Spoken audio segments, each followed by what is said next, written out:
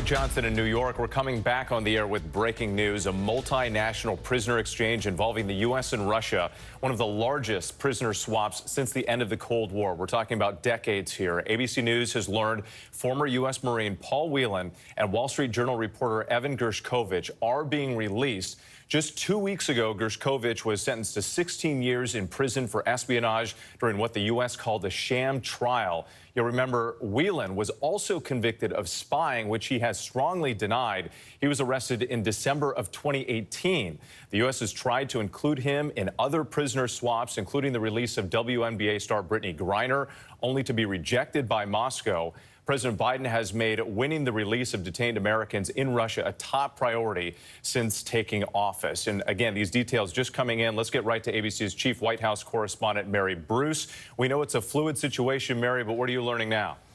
Well, Whit, this is the largest and most complex prisoner exchange since the end of the Cold War. This has taken months of detailed, painstaking negotiations. The president himself deeply involved in these conversations. We are told that he has been monitoring this in near real time throughout this morning. I am also told that the president this morning here in the Oval Office gathered the families of the Americans that are being released today. He wanted to give that news to them himself. They are, as you mentioned, of course, Wall Street Journal reporter Evan Gershkovich. He has been held since March of 2023. He was just sentenced last month to 16 years in a penal colony in that secret trial that had absolutely no public proof. Also, former U.S. Marine Paul Whelan. He has been held for 5.5 years, also on similar espionage charges that the U.S. and Whelan and Gershkovich have all fiercely denied. Also being released, Alsu Kurmasheva. She's a Russian-American journalist who has been held for nearly a year, and Vladimir Karamurza. He's a Pulitzer Prize-winning Washington Post columnist,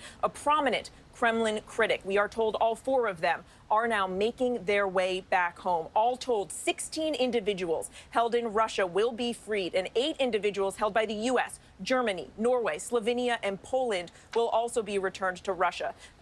Turkey also playing a logistical role here. This is the culmination, we are told, of many complex rounds of negotiations. This ultimately went up to the president having detailed negotiations himself, leader to leader. It became very clear several months ago that Russia was not going to be willing to engage in any kind of prisoner exchange without the release, excuse me one here as I read through my notes, without the release of Vadim Krasikov.